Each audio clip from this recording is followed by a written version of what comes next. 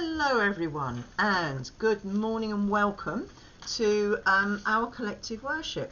I thought it'd be really nice to involve everybody, not just the children in school, but all of you at home. This is going to be recorded, and you'll be able to play it whenever your parents, can access it and want to. But I thought it'd be really nice to involve everybody and try and keep the whole school together. So we're going to open our assembly, and I'd like to invite you to celebrate the good news of Jesus Christ. Now, I hope you all had a wonderful, wonderful Christmas, and that you also had a good New Year. It's really strange, isn't it, that you're not all back? It's strange for me walking around the school, and it's very strange not seeing you all outside in the mornings coming in. There's not quite so many people. But hopefully, and we pray that very soon we'll all be back together. I'm going to do a collective worship today, which is about the Gospels. We're going to talk mainly about the Gospel of Matthew. Now, Matthew was a prolific writer. He wrote lots and lots about the life of Jesus. And the reason we know so much about Jesus is that Matthew, Mark, Luke, and John told us lots of stories about them, about Jesus, and a lot of the time their stories are the same or very similar to each other. So I'm going to start with a story today about Jesus when he was walking by the Sea of Galilee. He saw two brothers, one called Simon, who was known as Peter, and his brother Andrew. They were fishing, funny enough. They were casting their nets over into the lake and trying to pull some fish in. And Jesus said, come and follow me, he said, and I'll send you out to fish for people. At once they left their nets and followed him. Now, do you know, if I go fishing quite a bit, and I think if someone came over and said, just leave your nets and come with me, I'd find that a little bit difficult to just walk off and go with somebody. But these two did. They obviously saw something in Jesus and believed in him straight away. So once they left their nets and followed him. Going from there, he saw two other brothers, James and his brother John, and they were in a boat, and they were fishing out on the lake as well. And Jesus again said, come with me and follow me, and again they did. So it's one of those things, isn't it? We have to think about for ourselves how we know about Jesus and what he did and his followers, and how he gathered his followers around him. Now, one of them obviously is Simon, and Simon, who was known as Peter. Now, we know a little bit about Peter later on, because Peter, if you remember from your Easter story, is the one that denied that he knew Jesus. Remember about the cock crowing and, do you know Jesus? No, I don't know him.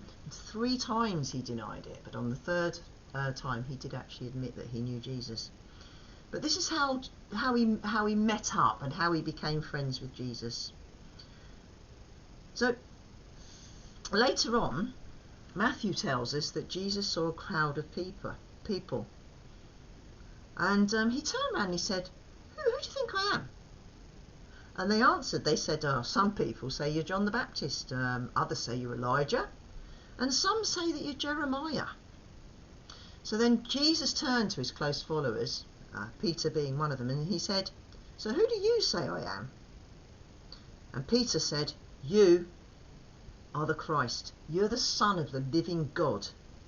And Jesus answered, you're blessed, Simon Peter, son of Jonah. No person taught you that. My Father in heaven showed you who I am. So I tell you, you are Peter, and you are Peter the rock, and I will build my church upon this rock. So Peter became one of Jesus's most important followers and disciples. And sometimes that rock was a real support and a help and strong, and other times he was a bit wobbly. And if you've ever been down to the beach and you've walked along the rocks and you've stepped on those rocks going down into the rock pools, Sometimes you find a rock that's really solid, don't you? And you stand on it and it's really firm underneath your feet and you feel very safe. And other times you'll take a step onto a rock and it wobbles a bit and whoa, and you think you're going to fall over. And that was a bit like Simon Peter. Sometimes, yeah, he was really strong and he was a great person to have in your team and he was a great person that Jesus had behind him. And other times he could be a little bit wobbly, a bit like when he denied that Jesus existed near Easter. So thinking about these stories, I wonder what we can learn from this meeting with Peter in the Gospel of Matthew. Maybe it's God knows the best you can do and he wants to help you become that, the best that is at whatever you do.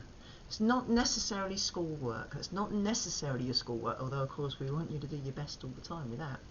But sometimes it's about other things. It's about becoming the kind of best person you possibly can be.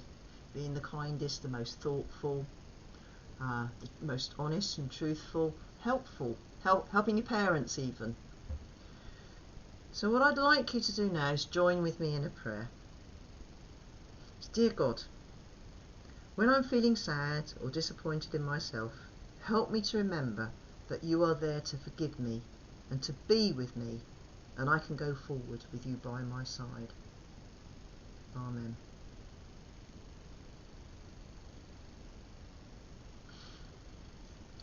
I'd like you to think about that over the next week when you're doing your schoolwork, or when you're at home or even at school doing your schoolwork. Think about being the best that you can be. The best person to help your mum, the best person to help your dad, the best person with your brothers and your sisters if you have them. And just be your best. Thank you all very much for joining me. I'm going to do a celebration assembly on Friday, and so hopefully we'll have some certificates to hand out. And that'll be good, won't it? If you're at home, we'll have to save them up for when you come back, but at least you'll know that you're getting a value certificate or a learning award or hopefully a reading award. I think the house points are going to be a bit more difficult. But it was lovely talking to you all this morning. I hope you've enjoyed this morning's collective worship. And I'm going to leave you now by saying we take the good news into our world.